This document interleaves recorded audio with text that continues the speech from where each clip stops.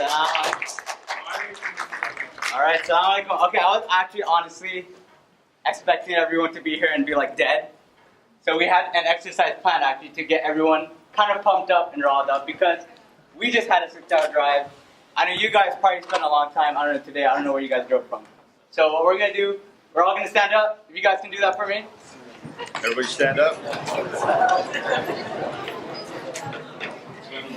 Really display what our passion is about rather than, being qualified in some box where other people put us or be a follower, We're all here to be leaders today.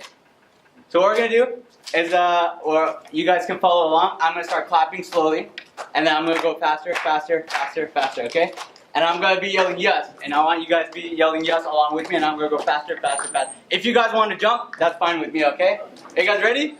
And wait, the loudest people in here get gift cards. We have gift cards from Subway, Chili's, Starbucks. We also have free shirts. So the louder you are, the louder your clap, the more likely you are to get stuff. Okay. So you guys ready? Are you guys ready? Let's start. Yes.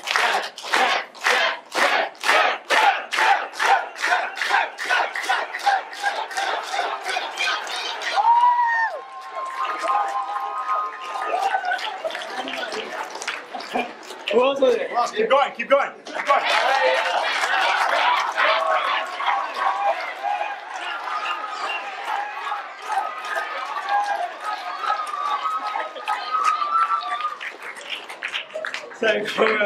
So we gave that 2 so far too? Yes. Alright, so 2 gift cards. Congratulations. 1 brother, 1 sister.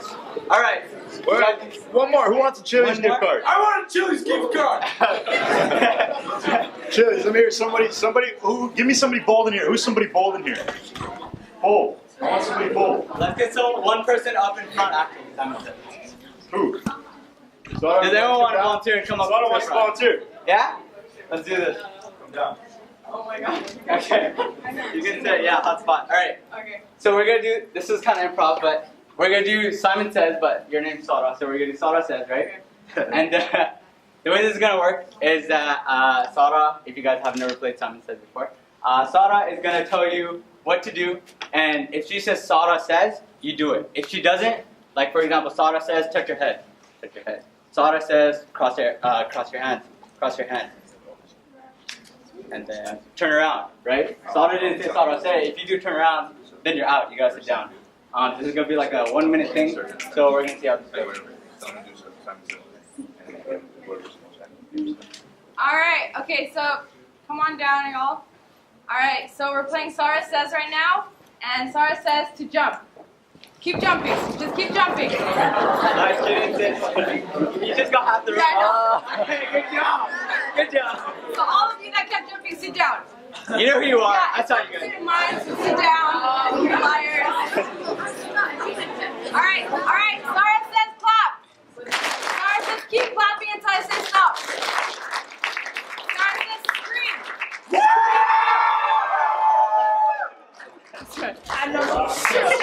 Nice. Alright, Sarah says jump on 1 foot. Oh, there you go. Oh, okay. Okay, Sarah says clap and then jump on 1 foot. Okay, Sarah says keep clapping. Keep clapping. Say Asim Khan. Asim Khan. Alright. It's 8 letters total. Okay. Whoever you want. Alright, so who's engaged right now? Oh no, just kidding. Not really engaged. Alright. Who's ready for this workshop?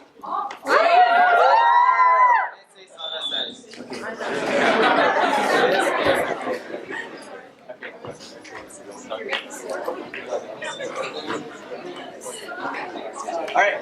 So you guys, can you please sit down? I hope you guys enjoyed it. You're good? Sarah says sit down. Alright. So the point of that was something we like to call physiology, right? Have you guys ever been in a state of depression or feeling sad? How is your body posture? You're normally like, oh, I don't feel so good, right? Your elbows are kind of sag, or your shoulders are kind of sagging. Your head is face down. But what if you smile, right? Would you still feel depressed? There was actually a study done by USC where they took people who were clinically diagnosed with depression for years. And what they did, they told those people to sit down and think about a time where they're happy and act, change their body posture so they feel like that. And those people who are clinically depressed with depression, when they changed their posture, they actually reported that, hey, I don't feel depressed anymore because all I did was, kind of put my shoulders up and smiled and stuck my chest a little bit out so I feel a bit more confident. And so the point is that whatever state we're in, sometimes whenever we don't feel like the day is going so well, we have this tool of physiology to change the way we feel right away, right? Because whatever our passions are, and I'm going to be explaining passion in a bit, our passions are going to lead us toward, what we want to do in life, ultimately, right? Passion means, I have it written down, passion is a strong and barely controllable emotion that we have. And your passion could be anything, whether it's art, writing, skateboarding, doing a language interpretation. It could be anything. But it's really up to us. Me and Omar are here to give you some tools to help you get those passions to the next level. The reason, honestly, why I'm here, why Omar is here, is because we've noticed that there's a lack of people following fashion-based careers in the Muslim community, right? Why don't we have any more Mark Zuckerbergs? Why don't we have Bill Gates or Steve Jobs? Why don't we, there's only like one guy, a Muslim dude I know, who's done really amazing well. He sold his ad company to Google. I forgot his name. He lives down in Southern California. Omar. He knows because his name's So this is what I mean, right? We're in this pattern where we're socially conditioned to think that we have to follow medical school or engineering or bio. Not that those things are bad. If you have a passion for those things, those are great. I give talks at MSAs at high schools, and I really often get these kids. I might get hit with the ship one day for saying this, but I tell them, follow what you love to do, follow what you want to do in life. Because if you don't, you're gonna end up doing, what I've seen so many times in college happen, where you're gonna end up doing accounting or something you don't like, and then end up not doing it later on in life. You're gonna I have a friend who works at Walmart. He just finished UCSB in accounting, So Omar is going to be going into some stories he'd like to tell, some stories he'd like to share about his experience and about how some of these tools helped him with his own passion. So I guess today what we're talking about is, right, like it's titled, The Power of Change Through Passion, right? Passion. Who in here has a passion? Raise your hand. If you have something you're deeply passionate about. Yes, what's your passion? Last sister with the black and green shirt. Oh. Last one on the left. I have a passion for soccer. How does it make you feel when you play soccer? There isn't really a feeling that you can describe it. It's just better than anything else. Right? Indescribable. Anybody else? Who has a passion? Who has a passion? I saw a lot of hands earlier. What's your passion? Graphic Graphic design. design. That's actually what he does. That's what's up. So how does it make you feel when you do graphic design? It kind of takes all your stresses away and it just gives you an outlet. Nice. Have you found that when you have problems that you tend to get into it, and once you get into it, the problems disappear? They still exist, but they sort of fade away, right? Because your life, your emotions are about what you focus on. Physiology. Who's familiar with the term physiology? Okay, I'm going to need more energy, guys. Research shows that if you raise your hand and listen passively, if you're just passive, barely raise your hand, that in 4 weeks you only remember 15% of what I say. If you raise your hand and take notes, 50%. If you're active, like you scream the answer back or something like that, research shows that it's 90-95 percentile retention rate. So even if you don't feel like it, if I say something, I'm going to say I, right? So who in here has a passion? Say I. Aye. That's what I'm talking about. The power of change through passion. Personally, for me, it's always been skateboarding. I've been skateboarding for 10 years now. My entire life, since I started, I just wanted to be a professional skateboarder. That was just what it was going to be. That's what it was. You can imagine in an Arab household how easy that went down, right? And so I spent a lot of time. I heard that you have to be a master. It takes 10,000 hours to really do it.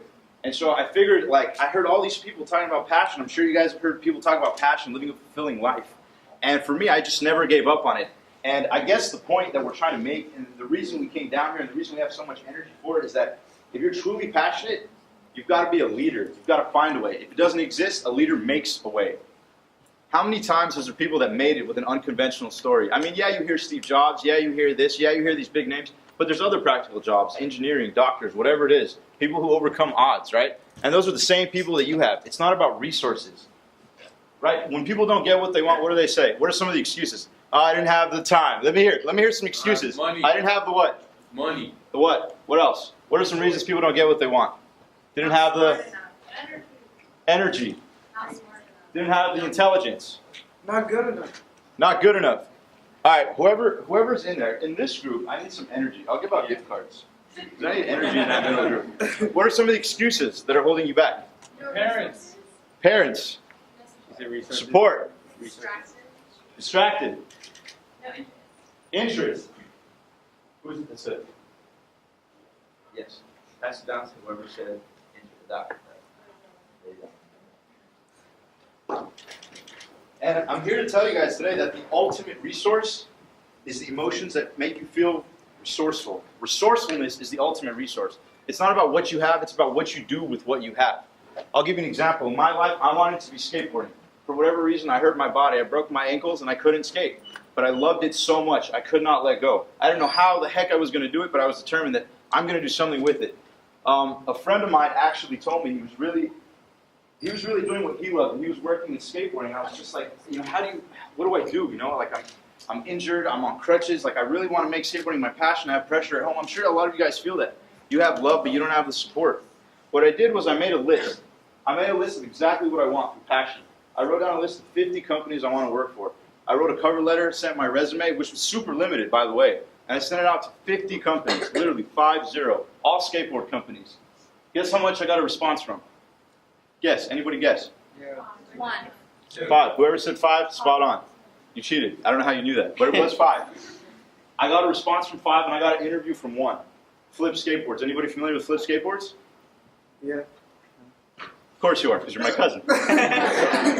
And basically what happened is I went down a flip. I interviewed. I was so nervous. I'm so intimidated. I go in and I meet all these people that I know, and I read the magazines. I'm so obsessed, so passionate about it. I go in and I'm so nervous. Not only was I late, I was so nervous. Didn't know what to say. And I end up asking him, I ended up telling him, actually, I'm so sorry that I was nervous. I really love this. I want the best person, for this. We interviewed and we built a good rapport somehow. It was weird. It's almost like passion can take you to places you don't know. It can sort of fill in the blanks when you're uncertain. And a lot of people don't know what that passion is, but for me it was skateboarding. Bottom line, back to the story.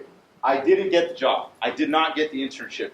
And at the time, I was so determined. I was in such a good emotional place. I just loved it so much. And when you invest, when you take risks like that, it sort of gives you an edge, right? When you expect for things to work. I'm going to do an exercise. I'm going to get back to the story, but I'm going to do an exercise with you. I want you guys to all close your eyes. Close your eyes. Now, whatever it is that you want, passion or not, whatever your dream life is, however far-fetched it sounds, hope for something. I want you to hope for it. Keep your eyes closed and hope for it. Feel that sense of hope. See it in your mind. Now pay attention to what it feels like.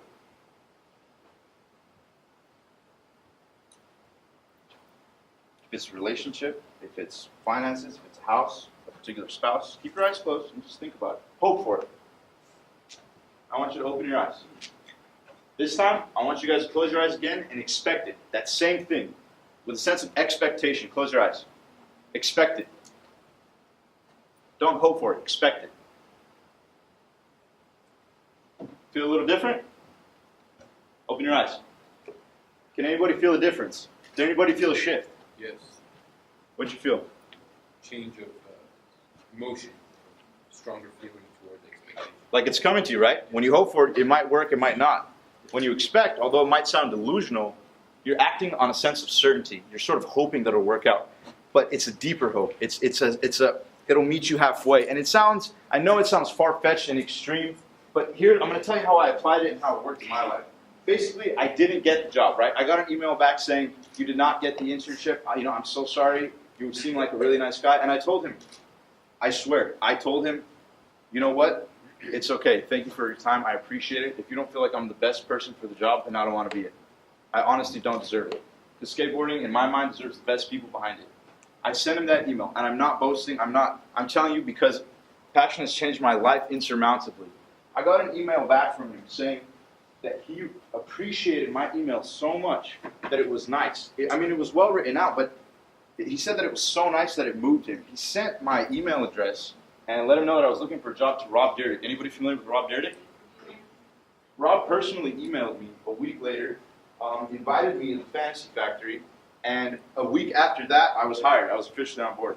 I worked at the Fantasy Factory for a year. And in that year, in the last summer actually, I just finished in September and was offered a job then. In the summer, I actually went on tour with them. All over the country, all expenses paid. You guys know Nike SB? All expenses paid. They paid for everything. 5-star hotels, took me on tour, everything. And I emailed, I sent it in, I just tried. You know what I mean? I just tried. I got to hang out with the top professional skateboarders in the world, got to meet company reps from all kinds of different companies. People I emailed that didn't get back to me started laughing and they remembered me, built a good rapport. And now I'm building my own brand within it. And it's, it sounds sort of strange, but there's been recurring themes within my life.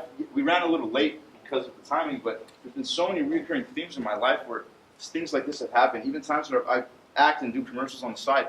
But there's even been times where I saw a movie, was so impressed by it, and looked at the casting directors, in the credits? You guys know the credits of movies? And I literally would just email them, just try. You'll be surprised at how many people don't try. Try. Your life is not going to, if you want an extraordinary life, you need an extraordinary psychology. An extraordinary psychology requires you to do things that don't feel good initially, but feel incredible long term.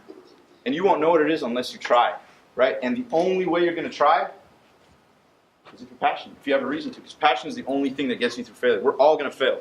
Your wildest dreams, whatever it is that you want, even if you're not sure what you want, whatever you're moving towards, somebody will have that life. That's a fact. Somebody will have it in some form, shape, or another. Right? Make sure it's you. Make sure it's you. What are you going to do? What else are you going to do with your life? Seriously, think about it. If you want to move your body from the place it's at to the place you want it to be, if you want to change your relationships, your finances, whatever it is, your grades, you've got to come to a point where it's a threshold, where you have energy, where you can say, like, I want this so bad. It might look a little weird, I might look a little intense, but this is the only way to do it. Nobody who's successful, living a fulfilling life, is chill about it. They weren't chill on the journey. Maybe they're chill now. Maybe they're enjoying it now. But unless you feel that sense of energy, that sense of drive within you, you're not going to change it. You're really not going to change. You've got to come to a point where you raise your standards. Straight up. That's the only way to do it. You've got to raise your standards. A standard is something you live by. It's not a should, like, oh, I should do that. I should go to the gym. I should send an email. Yeah, I need to eat right. Yeah, it'd be nice. It's a must. It's got to be a must. The certainty. People got to know that that's who you are. Unless you have that core belief, you're really taking a chance. You're really taking a stab into darkness. And when you're living, you'll know when you're living something you enjoy. You'll feel euphoric. You'll feel alive. You'll feel a sense of vibrancy. And it's not just dramatic, right? You might say, like, oh, yeah, what are the odds? This just sounds like passionate talk. But honestly, you cannot hold your limiting beliefs. You've got to feel a sense of, maybe this will work, and maybe I should try. And if you're passionate, that's the only way to do it. That's the only thing that will get you to failure. And something like what Omar mentioned, limiting beliefs might hold you back from doing what you want, right? And your standards might hold you back from doing what you want. Let me ask you guys, if you give a poor effort at something, what type of result are you going to get? No, that's wrong. If you give a poor result at something, you're going to get no result, right? Because if you put poor effort in building a bridge, the bridge is going to fall down. There's going to be no bridge. If you give good effort at something, what are you going to get?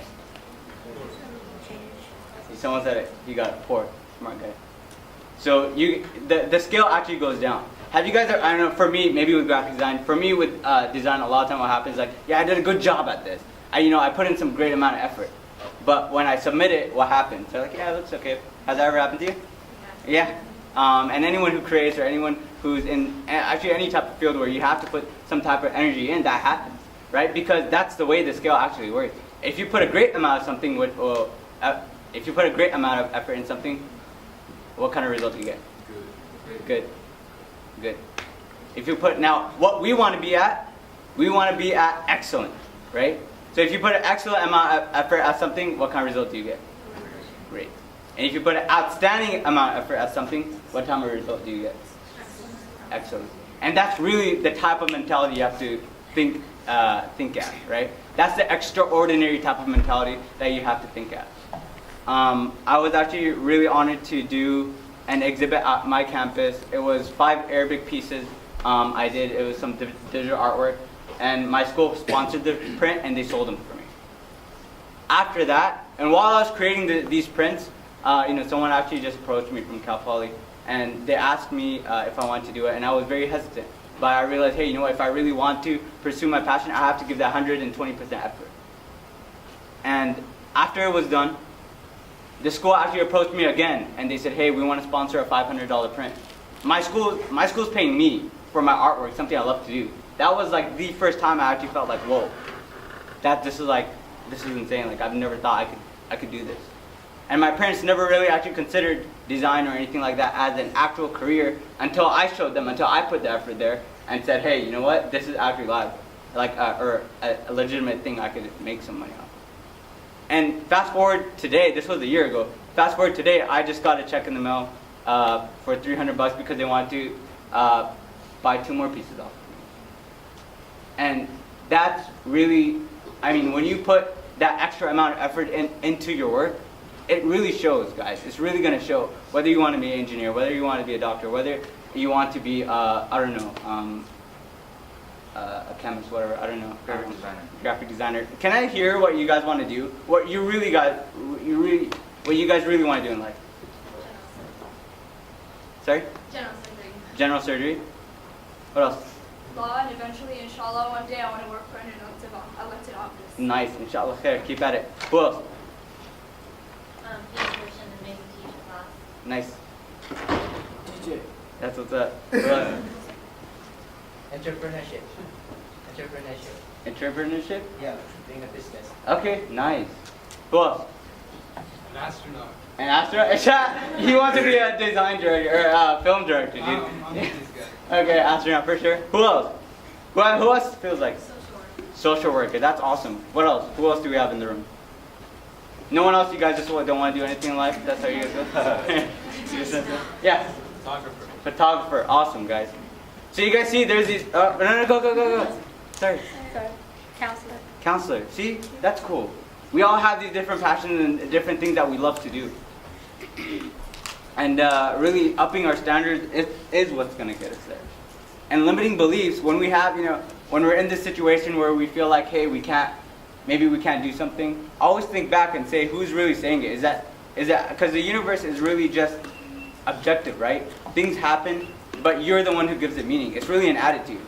Abdullah ibn Masud, he was a Sahaba. He got, I believe it was most of his wealth stolen from him.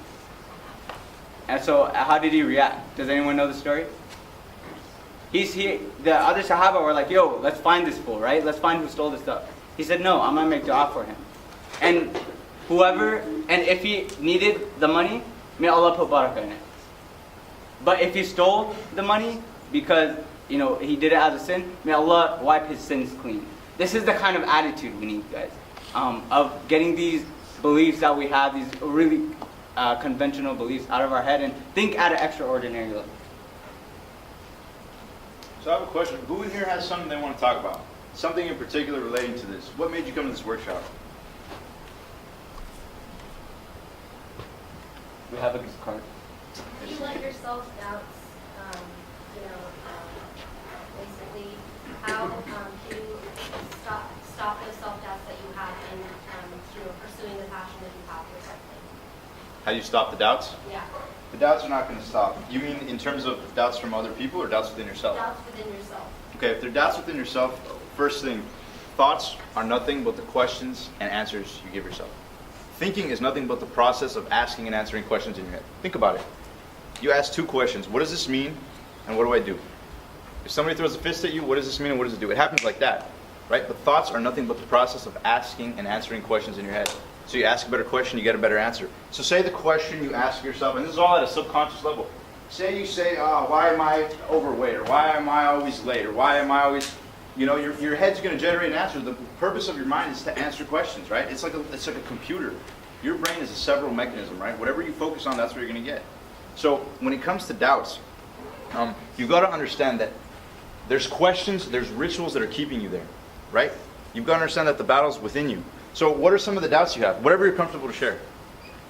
That whatever I'm passionate about, I'll fail at, executing. Let me ask you something. Do you think all people who succeed at their passion succeed at every step of the way? Do you think that failure can be a learning experience? Definitely. Do you think that it can be the most important learning experience along the way to success? Yeah. Then what do you think it is that's holding you back? If you're aware of that, what is it? I guess just the internal conflict. Is it the same questions? Yeah. So what are some new empowering questions you could ask yourself? Give me some of the disempowering questions you ask yourself.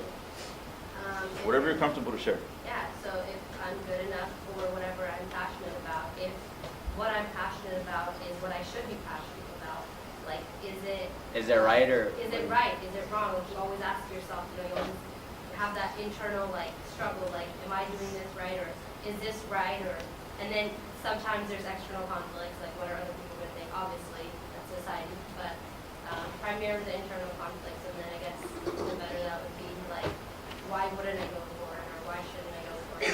Are you moving towards it now? I mean, yeah. Okay. Do you feel like there's something more you could be doing? I think that, yeah, I mean, there's always improvement to everything that you want to do or pursue. Sure. And what is it that you want to pursue? I want to pursue immigration law. Immigration law? Yeah. And what is it, financial resources? No, just for myself, like, I've always wanted to go into law, so I'm just not sure if immigration law is the type of law that I definitely want to go into, What about Obviously, I don't have to know that now, but what about moving in that direction and adjusting as you go? Have you tried that? Have you talked to people, interviewed them about their profession, people working in it? yeah. And And they love it. so They do. what's stopping you? Are you waiting for somebody to come down and say, yes, this is it? What's your aha moment? I'm going to tell you something. Your life changes when you make a decision, right? There's people who achieve their dreams even though they didn't anticipate it. There's people who live high quality of lives. You're never going to get a clear answer. You're going to live in uncertainty. The only way to do it is to fight through it when there's no reason to, right? Because leaders do that. The power exists in decision making. You don't have to be 100%. You might be 51, 49, but when you move, you can always readjust. There's always option. Can you imagine? I'm going to ask you something. Can you imagine somebody saying, I moved in the direction of my passion, I kept going, and I really regret it. I really regret living a passionate life. I really regret enjoying what I did. You know? I mean, they might say it later if they gave up, right? But a leader makes a way, finds a way. We live in the US of A. If you can't do it here, you can't do it anywhere. We live in California. I mean, I hope most of you do. Two activities actually just off of that. One I just remembered. I'm going to share you guys one activity, and then the other is the story I'm going to tell. And I think that should be about wrapping it up. So I want you guys to all close your eyes. Again, this is not a different activity. Close your eyes. And then focus on, when you open your eyes, don't open them yet, but I want you guys to focus on everything that is red in the room. Okay, 1, 2, 3, open your eyes. Look for red. Look for red, look for red, look for red, look for red, look for red. Close your eyes. Close your eyes, close your eyes. Now tell me everything that was yellow. You don't know, right? Okay, open your eyes. Look for green, look for green, look for green, look for green, look for green. Close your eyes. Tell me everything that was blue. For sure. Thank you. You guys are really memorized. So you guys get the point there, right? Whatever you look for is whatever you're going to find. So if you're always looking at your failures, that's what you're going to find. If you're always looking, you are not who you were in the past, and you are not who you think you're going to be in the future, right? You are what you make of yourself in the present, because we have that freedom of choice. I mean, whether you punch the person next to you or give the other person next to you a $20 bill, that's up to you, right? That's up to you to decide. There's nothing holding you back from doing it. Not saying you punch the person next to you in the face. That's not what I'm saying. But really, it is up to you. And the last story I'm going to wrap this up with. Are you guys familiar with Sylvester Stallone? Yeah. So his story is actually absolutely incredible. I've never seen I never watched the Rocky movies until after I heard this story. He actually talked to he's a success coach, Anthony Robbins, and Anthony Robbins narrates this story. Probably better than I could, but I'm going to do my best to give it. Sylvester Stallone, he actually didn't start off, Rocky was not his first movie. His first movie, he played some thug who got beat up for 2 seconds in his film, and that was it. He was denied from all acting agencies in LA. And Tony asked him, hey, there aren't, he was denied some crazy number, 1,500 times or something like that. And Tony said, there are 1,500 acting agencies in LA. Sylvester said no, because I applied to them 5, 10, 20 times. And everyone came back and said, well, you talk like this, nobody wants a guy with, with a crooked mouth and, ugly face. Nobody wants that in their films. But Sylvester had that vision, right? He had the vision. He knew deep down that he wants to work in Hollywood, yeah? He wants to be in the Hollywood industry. So what did he go and do? He actually sold his wife's jewelry because he was so on rock bottom. And what you do in life, brothers, is sell your wife's jewelry. And then, at the lowest point of his life, he sold his dog in front of a liquor store for 25 bucks. The most important thing to him in life, he sold for 25 bucks in front of a liquor store. And it was probably in this lowest moment that he goes and watches this fight on TV. He sees this fight on TV with Muhammad Ali and this other dude who's just going at him, doesn't give up. They're just throwing punches, and Muhammad Ali keeps beating him, but he said at that moment, I was struck with inspiration. And while this was going on, Sylvester Stallone would spend his time in the library, and for some reason, he just loved Edgar Allan Poe, and he knows everything there is to know about Edgar Allan Poe. So he got really into writing. And what he did, he sat down and wrote the whole Rocky script in 20 hours, guys. 20 hours he sat down, 20 hours straight, wrote the whole thing. After that, he went around to agencies and he showed them the script, and they said no, one after another. And then one of them finally said yes. And they said, you know what, Sylvester? We'll give you $150,000 for the script. What do you guys think he said? He had nothing. What do you guys think he said? No. I wanted you guys to say yes, but I thought you said yes. But imagine that. What state you have to be to have nothing and then say no to $150,000, right? He knew what he wanted and he wanted to get it, right? He said no because he said no. I want to be in the film because I am Rocky, right? That's me. And so they're like, we don't know you, we'll give you. And finally they settled on something like, I don't know, it was something like $100,000 plus you get a role in the movie.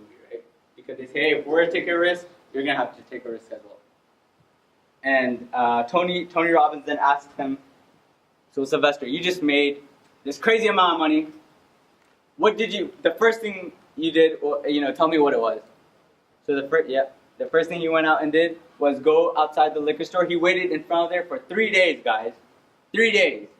And finally he saw the guy, he saw the guy with the dog and he said, I want to buy my dog back. He upped the price until $15,000, and the dude was like, no, I'm not going to sell you the dog, right? He's mine, you can't just do that. So Sylvester actually said, you know what, I'll give you a part in the movie, and I'll pay you that amount of money, and you give me my dog. So if you actually watch the movie, the dog's in it, and the dude, and the guy who bought the dog from. So, that's an extraordinary story, right? Where he stopped at nothing to get what he wanted. Because he knew it. He knew what he wanted, and he knew he had to take some sort of massive action to get there.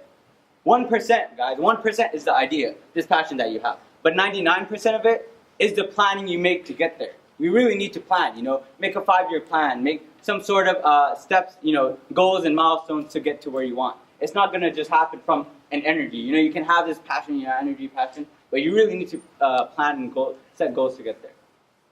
And I want to talk to that sister real quick. The doubts that are holding you back from action, is it that you need to be doubtless to keep going? Is there anything else you'd rather be doing? I haven't gotten there yet, so Well, in your life. People at any age, some people know at 12 what they want to do. How would you define passion for you? You said you're not sure. Does it do that? Do you think the doubt might be an excuse within yourself to not take more action? Or to justify being maybe a little more content or not doing as much as you could? So maybe you need to shift that. Is there anybody else that has any kind of worry, any kind of anxiety we can try to help alleviate tonight? Anybody else? Nobody else? Yes, sir.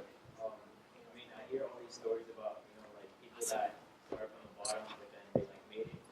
And I'm like, okay,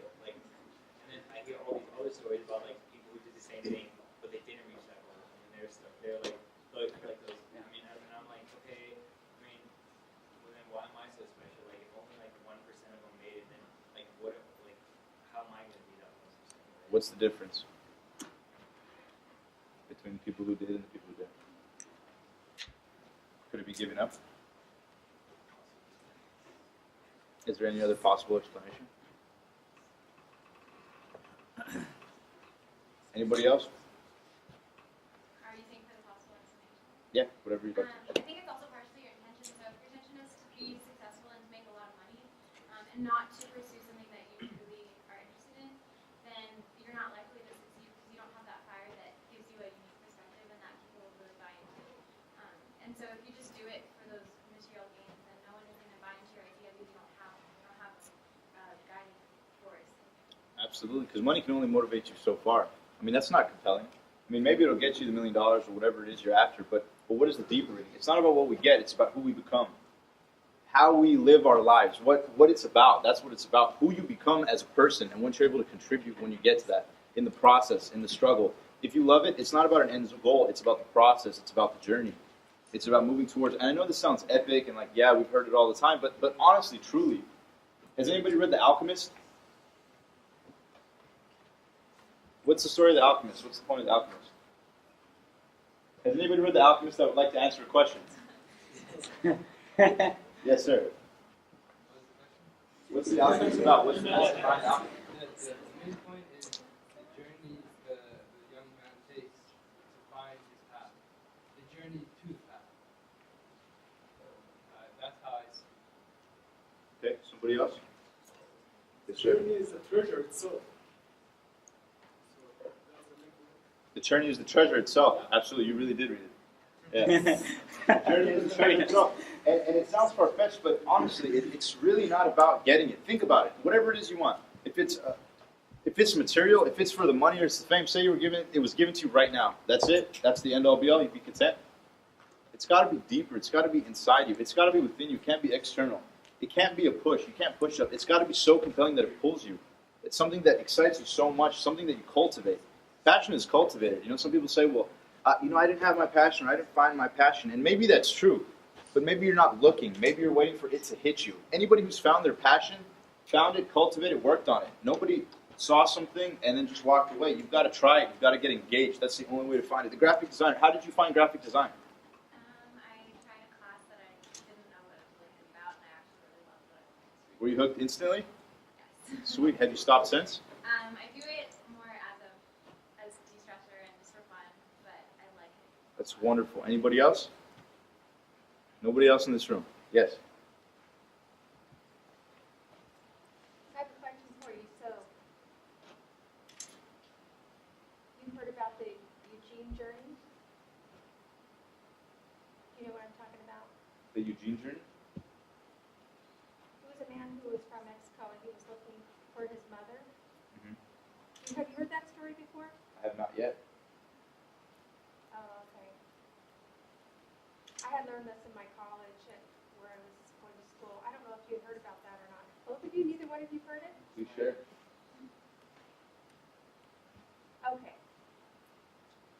I'm not sure if I'm spelling it right.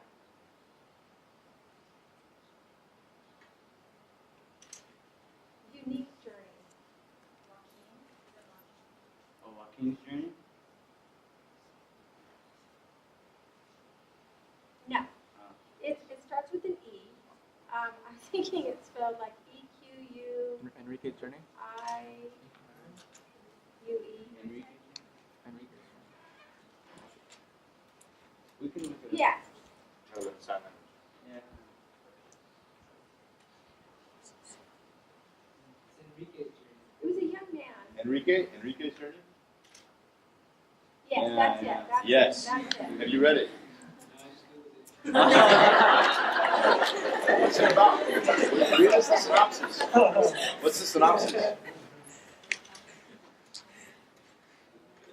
Well, The short one, please. so anyway, his mother had left when he was 4 years old, either 4 or 5. Years later, his son had been thinking about his mother and where she was at. And his grandparents had told him, oh, don't worry, she'll come back.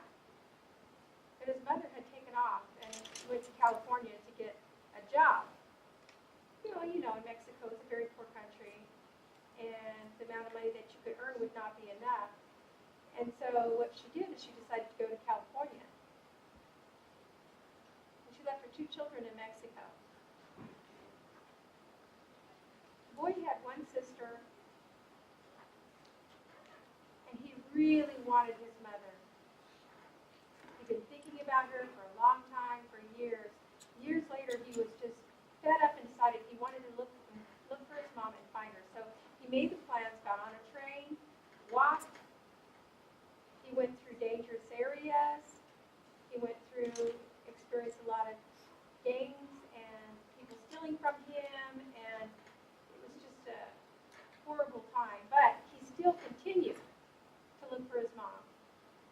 And then finally he went back home, and then he got on a train again, and he finally made it. He finally made it there. I'm not sure if it was in Texas or California, but he finally made it. And he asked somebody, I need to find my mother. Can you help me find her? And he found somebody who knew his mother. I believe it was in Florida. Contacted her. And then somehow he had gotten to Florida, I think it was the airport, with his friends. They were all together. And then he finally made it, and he actually got to see his mother. But it was a long journey. He went all the way to California, then ended up in Florida. And then for some years, he had decided to move to North Carolina. And then that was it. That was, you know, the rest of his life was okay. But it was a journey. And just to love that son with his mother, but he was having a hard time having a relationship with her because they were so far apart, and the son was so angry about it. And, you know, he ended up going back to Mexico. His mother had to work and earn money, and there were other children. She had kids with another man as well. But they finally reconnected their lives. And yes, they did fight. But then everything was resolved. It was good. It was amazing. Wow. There's definitely a lot of passion. Let's give her a round of applause for that.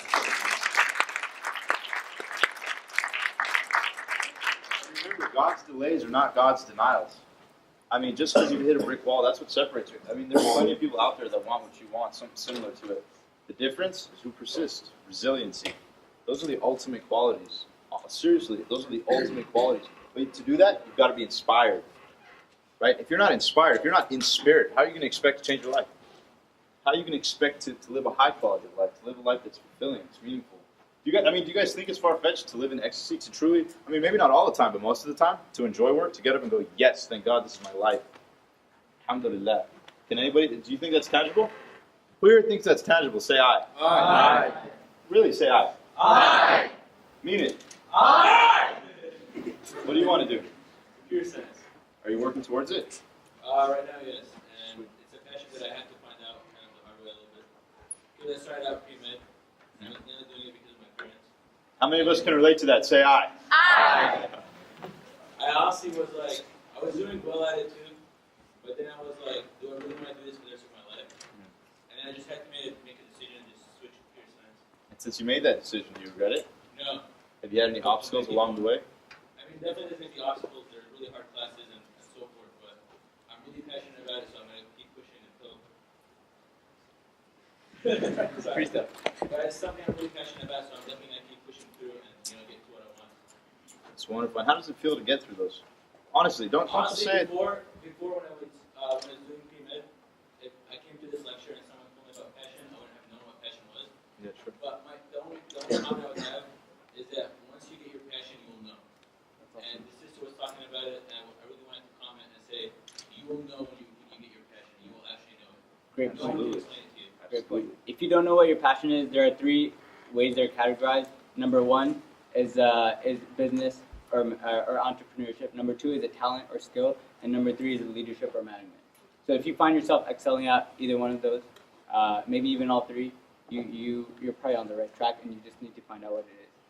And we're gonna end with this. Passion comes from the root word in Latin, passio, and it really means to struggle. So really take that to heart, and really don't give up if you guys are really pursuing something really great that you're passionate about, and don't forget to change the world. See you at the top. Thank you. And I want to add one more thing. I'm so sorry, but honestly, me and him, we started a company, and we're actually working towards speaking to kids in schools, right? Because a lot of times, the sooner you know it, the more you can sort of act on it, start looking for it, just like that several mechanism exercise where we look for red, look for red. And so, if you guys ever want to talk about it, share stories, share with us. I mean, we're in the same boat as you, working towards what we love. Feel free to come down after, exchange emails, send us questions. We can send you questions. Honestly, we love this stuff. We love this stuff. So, any of you guys, feel free to come down after. If you see us within the next few days, let us know. We'll exchange emails and we'd love to chat. Jazakallah.